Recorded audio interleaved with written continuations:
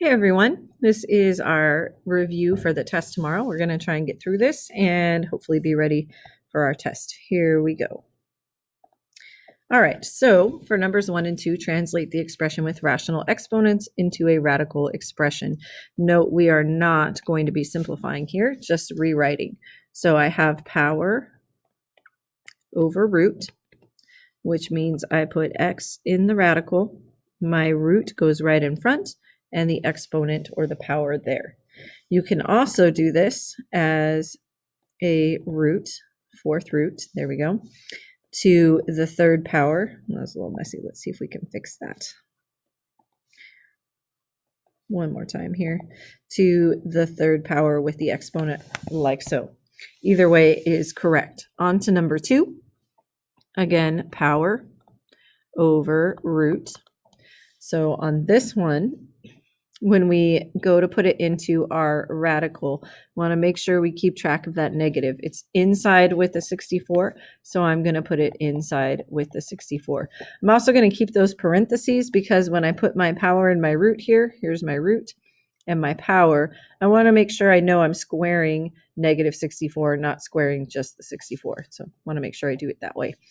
Another way we could write this is the cube root of the negative 64 and then the whole thing squared. So either way is correct. On to the next. Number 3, which expression is equivalent to 27 to the 4/3 power? Again, power over root. A couple of ways to approach this one. On this problem, I'm going to show you multiple ways to do it. When we go on in the future, I'll just pick one. But we did talk about in class how I can do a quick simplify.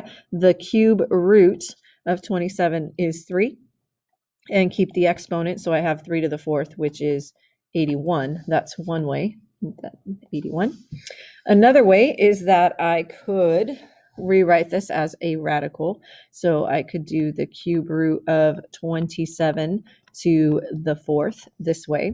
If I do it that way, then once again, cube root of 27 is 3 and to the 4th power is 81. If you weren't sure about 27, the cube root of that, you could break it down yourself. All right, so the other way I'm going to show you is to do the cube root of 27 to the 4th. When I set it up this way, I'm going to use my exponent knowledge here. 4th power means I really have 27 4 different times, like that. Then if I use my rules for my root, I have a cube root, which means 3 of a kind gets 1 out, so 27 gets out. Then I still have 127 left over, which I'm going to show breaking it down. So if I break down 27 into 3 and 9, 3 doesn't break down, but 9 breaks down into 3 and 3, and those 3s don't break down. That's what I'm left with. I have 1, 2, 3 3s. 3 of a kind means a 3 gets out, and when we bring it out, make sure we're multiplying. All right, so then when I multiply that together, 27 times 3, I get 81. So whichever way you choose to do it, we get an answer of 81. On to number 4. This one a little bit difficult, kind of wordy, so we want to make sure to read it carefully. It says the function d of v. Notice this is function notation, so it's not d times v. It's like saying f of x. And that d, if we continue reading, represents the diameter. So I'm just going to make a note. This is the diameter. Okay, then we have the diameter of a sphere with volume V. What is the diameter of a sphere with volume of 36 cubic inches? So what is the question? That's really important here. We find those question words. We have what is the diameter? So we're trying to solve for that d of V, which I'm just going to simplify to call it d. All right, so here goes. I have d equals parentheses 6, and then I have my volume is given to me, 36, so I'm going to plug that in for V and to the 1/3 power. So the goal here is to simplify as much as we possibly can.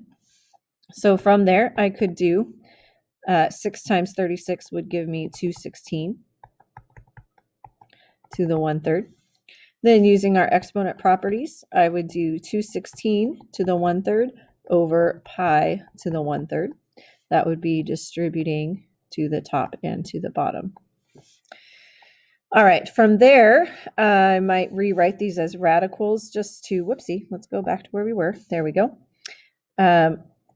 Rewrite them as radicals. So from exponent notation to radical notation, I have the cube root of 216 over the cube root of pi.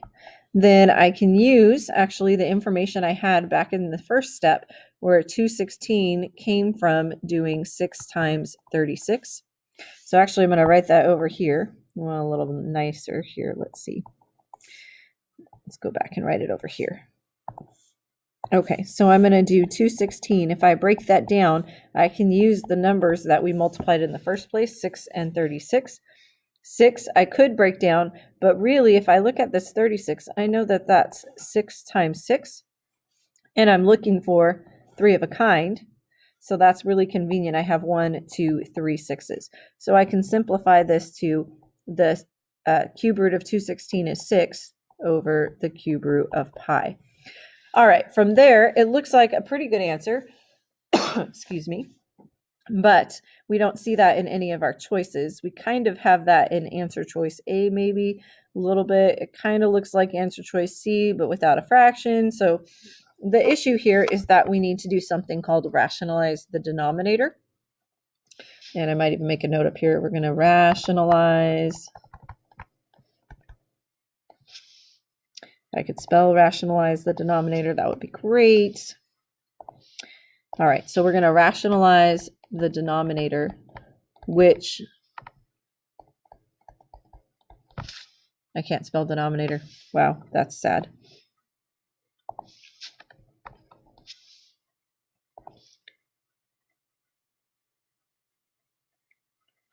Sorry about that. Okay, I'm not going to worry about it.